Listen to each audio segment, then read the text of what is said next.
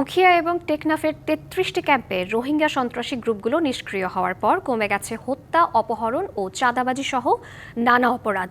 তবে সম্প্রতি উখিয়ার কুতুমপাল ক্যাম্পে মাথাচড়া দিয়ে উঠেছে হালিম গ্রুপ নামে আরেকটি গ্রুপ। রোহিঙ্গাদের এমন অভিযোগে ক্যাম্পে নিরাপত্তার দায়িত্বে থাকা এপিবিএন বলছে, কোনো সন্ত্রাসী গ্রুপের আধিপত্য সহ্য করা হবে না। বাংলাদেশে আশ্রিত রোহিঙ্গারা বিভিন্ন সময়ে ক্যাম্পে ডাকাতি, অপহরণ সহ নানা অপরাধে জড়িত থাকলেও বেশ কয়েক মাস একেবারে বন্ধ ছিল গ্রুপ ভিত্তিক আধিপত্য। 4 গুণ শক্তিশালী এনজাইম ও অধিক ফেনা সমৃদ্ধ অরিক্স সিলভার ওয়াশ মাত্র 70 টাকায়। কিন্তু সম্প্রতি কুতুপালং, বালুখালী এবং থাইংখালীর বিভিন্ন ক্যাম্পে আইনশৃঙ্খলা বাহিনীর কড়া নজরদারির পরও নতুন করে মাথাচাড়া দিচ্ছে হালিম গ্রুপ নামের নতুন একটি সশস্ত্র সন্ত্রাসী গ্রুপ। রোহিঙ্গাদের অভিযোগ, এরা বাড়িঘরে হামলা থেকে শুরু করে ডাকাতি সহ নানা অপরাধে জড়িত।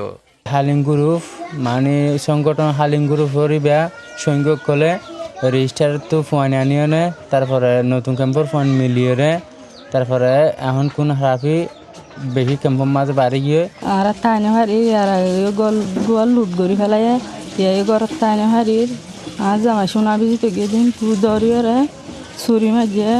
রোহিঙ্গা নেতারা বলছেন, কেফায়েতুল্লাহ ওরফে আব্দুল হালিম অপহরণ, চাঁদাবাজি আর মাদক ব্যবসার বিশাল সিন্ডিকেটের পাশাপাশি তৈরি করেছে নিজস্ব আস্তানা।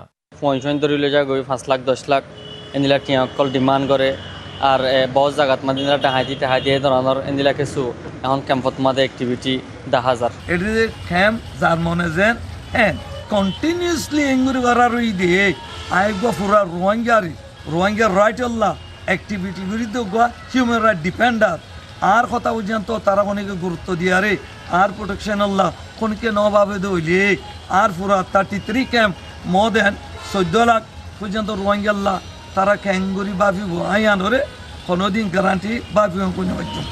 ক্যাম্পে আইন শৃঙ্খলার দায়িত্বে থাকা এপিবিএন বলছে, নতুন করে কেউ রোহিঙ্গা ক্যাম্প এলাকায় বিশৃঙ্খলা করলে তাদের বিরুদ্ধে নেওয়া হবে কঠোর ব্যবস্থা। এখানে কি গ্রুপের অভাব আছে? যদি কেউ ভুক্তভোগী হয়, কারো উপর যদি নির্যাতন হয়, সে সোজা পুলিশ ক্যাম্পে এসে অভিযোগ করবে, আমরা মামলা করে হালিমের বাপকে দইটা নিয়ে আসবো। কুতুপালং এর ক্যাম্প 1, ক্যাম্প 2, লম্বাশিয়া এবং টিভি টাওয়ার এলাকার ক্যাম্প 7 সহ বেশিরভাগ ক্যাম্পে এখন হালিম গ্রুপের আধিপত্য। DBC news desk.